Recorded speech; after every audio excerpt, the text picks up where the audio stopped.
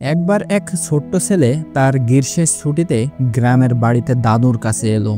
দাদুর সাথে সময় কাটানো তার সবচেয়ে প্রিয় কাজ ছিল। একদিন দুপুরে আম গাছের ছায়ায় বসে ছেলেটি দাদুকে বলল, দাদু, আমি বড় হয়ে একজন সফল মানুষ হতে চাই। আপনি কি আমাকে শেখাতে পারবেন যে কিভাবে সফল হওয়া যায়? দাদু মুচকি হেসে বললেন যে অবশ্যই শেখাবো, তবে আগে আমি তোমাকে কিছু একটা দেখাতে চাই। পরের দিন সকালে দাদু তাকে নিয়ে গেলেন গ্রামের পাশের নদীর ধারে। নদীর একদিকে বিশাল সবুজ মাঠ আর অন্যদিকে এক ছোট্ট বাগান। দাদু সেখানে দুটি ফুলের গাছ রোপণ করলেন।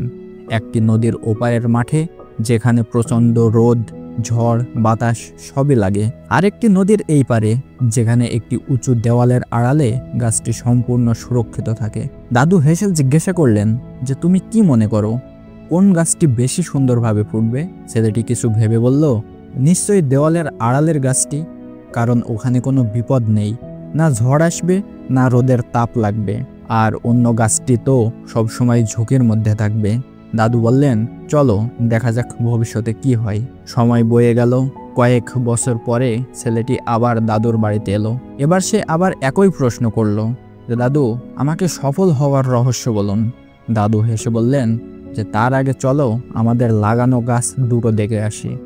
এরপর তারা প্রথমে দেওয়ালের আড়ালের গাছটির কাছে গেল। গাছটি ছিল ছোটখাটো, খুবই দুর্বল, খুব বেশি ফুল ফোটেনি। তারপর তারা নদীর ওপারে গেল, যেখানের গাছটি ঝড় বৃষ্টি আর রোদের মধ্যে বড় হয়েছে। সেটি এখন এক বিশাল ঝোপে পরিণত হয়েছে, রঙিন ফুলে ভরে গেছে আর মৌমাছি পাখিরা ভিড় করছে। দাদু ছেলেটিকে জিজ্ঞাসা করলেন যে বলতো, কোন গাছটি বেশি সফল হয়েছে? ছেলেটি বিস্ময়ে বলল, অবশ্যই নদীর ওপারের গাছটি। কিন্তু দাদু, এটা কিভাবে সম্ভব?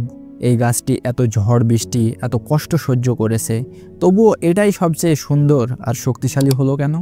দাদু হেসে বললেন যে কারণ ওই গাছটি প্রতিটি ঝড়, প্রতিটি বৃষ্টি আর প্রতিটি কষ্টকে সহ্য করেছে। ঝড় আসলে তার শিকড় আরও গভীরে ঢুকেছে, রোদে দাঁড়িয়ে সে আরও শক্তি পেয়েছে। কষ্ট তাকে দুর্বল করতে পারেনি, বরং আরও শক্তিশালী করেছে, আর সেই শক্তিই তাকে আজ বড় ও সুন্দর করে তুলেছে।